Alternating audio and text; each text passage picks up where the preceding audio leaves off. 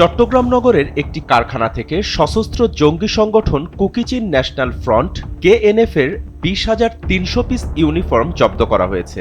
ওয়ালটন আবারও মিলিয়নিয়ার অফারে ওয়ালটন ফ্রিজ কিনে আপনিও হয়ে যেতে পারেন মিলিয়নিয়ার। এ ঘটনায় পোশাক কারখানাটির মালিক সহ 3 জনকে গ্রেফতার করেছে পুলিশ। গ্রেফতারকৃত 3 জন হলেন শাহিদুল ইসলাম, গোলাম আজম ও নিয়াজ হায়দার। 17 মে নগরের বায়েজিদ বোস্তামি থানাধীন নয়ারহাট এলাকায় অবস্থিত রিংভো অ্যাপারেলস নামে একটি পোশাক কারখানা থেকে এসব পোশাক জব্দ করা হয় বলে জানিয়েছে চট্টগ্রাম মহানগর গোয়েন্দা পুলিশ। জানা যায় 2 কোটি টাকার চুক্তিতে এসব পোশাক তৈরি ও সরবরাহের জন্য পোশাক কারখানায় কর্মকর্তাদের সঙ্গে চুক্তি করেছিল কেএনএফ। এদিকে এ ঘটনায় নগরীর বায়েজিদ বোস্তামি থানায় একটি মামলা দায়ের করা হয়েছে।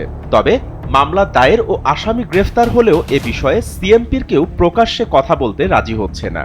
মামলার এজাহার থেকে জানা যায় কাপ্তা এলাকার বাসিন্দা মংহলাসিন মার্মা মং নামে এক ব্যক্তি এসব পোশাক তৈরির অর্ডার দেন।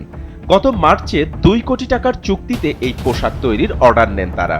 চলতি মাসে পোশাকগুলো সরবরাহের কথা ছিল। কেএনএফ নামে যে সংগঠনটির জন্য এসব ইউনিফর্ম বা পোশাক তৈরি করা হচ্ছিল সেই সংগঠনটি একটি নিষিদ্ধ সংগঠন। কেএনএফ বা কুকিচিন 2-3 বছর ধরে পাহাড়ে এক আতঙ্কের নাম। তারা সশস্ত্র অবস্থান করে ভয় দেখিয়ে চাঁদা আদায়, হত্যা, অপহরণ, গুম, ব্যাংক ডাকাতি সহ বিভিন্ন অপরাধ কর্মকাণ্ড চালিয়ে আসছে।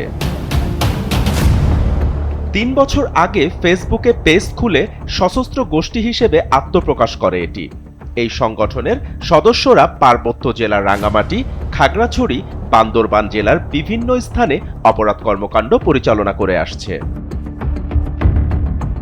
বাপ্পি খান, এসএটিভি ডিজিটাল।